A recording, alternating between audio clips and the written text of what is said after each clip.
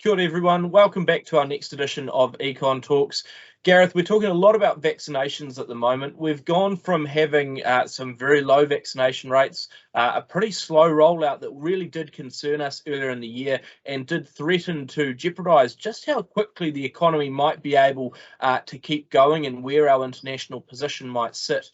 Since the Delta outbreak began, we've seen an incredible uptake of vaccinations, and I think that is credit to government agencies and the government generally really starting to respond to that pressure because they needed to as the outbreak came forward. But there's still definitely risks around that reopening. I mean, how concerned should we be with those vaccination levels that we currently have and where we really need to get to not only reopen the economy, but ensure we've still got some strong health outcomes? Yeah, I mean, like you say, the vaccination rates did pick up really strongly in the face of that Delta outbreak, and a bit of a blessing in disguise, I think, to get people motivated and getting that jab in the arm. But we have seen those numbers drop off, and current vaccination rates still below where they need to be, and there's still quite a big pool of 20% plus of people who are eligible for it and who haven't even gone and made their first booking. And you sort of wonder where we're going to plateau, and we've seen that in some overseas countries, not all of them. Portugal's gone up to a very high rate of almost 90%, I think, but a lot of other countries such as the UK and the US, there has been very difficult to get over that line in terms of getting the last proportion or portion of people onto those vaccination and onto that road. Look, it does raise concerns because with the modelling showing there's still risks around hospitalisations and deaths if we don't have a sufficiently high vaccination rate. You look forward, and New Zealand has been, as John Key said, a bit of a hermit kingdom, and we can't stay in that position forever. And therefore, how do we cope with the rest of the world with our opening up? There are restrictions being loosened across many countries, and I think that will continue to be the case through the rest of 2021 and 2022. We could be lagging behind if we can't continue that momentum in the vaccines that we've seen over the last couple of months. If that isn't sustained, has also been talk about the sort of mix of vaccination that's occurring, and some subgroups of the population missing out a bit and not getting the coverage needed there as well. So both geographically and ethnically, there's some concerns there. And the longer that sort of goes on, the more restricted we remain in terms of some of the stuff, particularly around international travel and the borders being open. It does raise some risks around being able to attract people to New Zealand, but also maintain the skill base that we've got. And obviously there's been a lot of Kiwis who've stayed in New Zealand or come back here over the last 18 months because of the global situation. But if life's returning to normal elsewhere and we're still struggling here, that could be problematic going forward.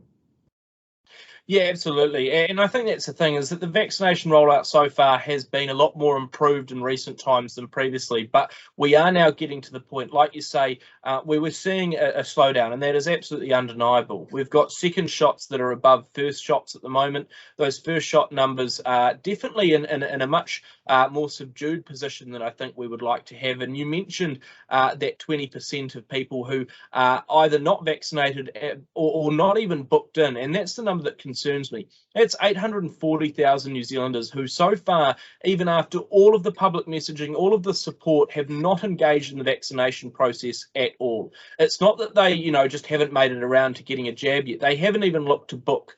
And that's sort of the worry, I think, because at the level that we have currently got coverage or expect to have coverage, which is 80% of the 12 plus population, government modelling shows that you're still going to have 7,000 deaths a year and nearly 60,000 hospitalisations. Our ICU capacity is already at 70+%. We could not sustain that level of hospital loading, and there would be awful health outcomes and therefore economic outcomes that come with that. So I think there's a real worry about how we actually ensure that New Zealanders do get vaccinated. We know that Māori, for example, are still much lower in terms of vaccination rates than the general population. And we know that some regions are also really lagging behind, areas like Taranaki, Northland and similar. We really want to get those rates going up.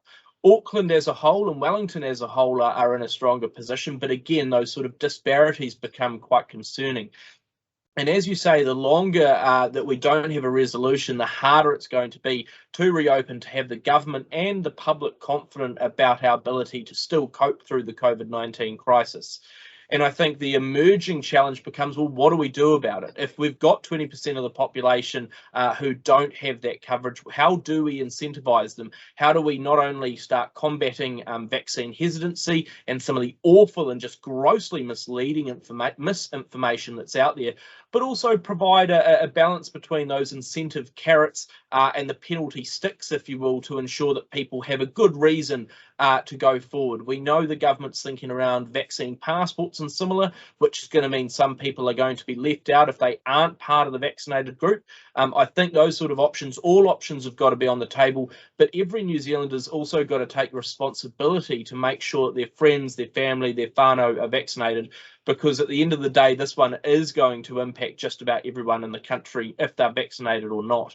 I mean, how much further do you think the government is going to be able to go to provide, much stricter sort of implications on people's lives? How much social license do you reckon there is left? Yeah, I don't think what we've seen overseas is the sort of little positive incentives. They get you so far, but they don't sort of, get that big pool of hesitant people or people who aren't engaged out there. I think like you say, the social license around vaccine passports and limiting people's abilities to go to certain events or things like that. I think, if you've got 80% of the population who are engaged and on board with things, I think you've got enough support there that bringing something in along those lines is going to work. It's always going to be a pool of people who are going to be concerned about their civil liberties and that type of thing. But gee, we've had our civil liberties heavily restricted over the last 18 months. All of us have suffered from that for something that was completely outside our control, and this is something that is actually a bit more within people's control to go and change. And I think what we've seen in countries overseas, and I think Portugal is an example of it, Denmark may well be as well, that they have managed to achieve high vaccination rates by having those sort of policies in place. So, yeah, I think there is progress that the government can make there, and there has been some more definite noises in that direction. So, yeah, I'm optimistic that we will see more occurring in that space over the next couple of months.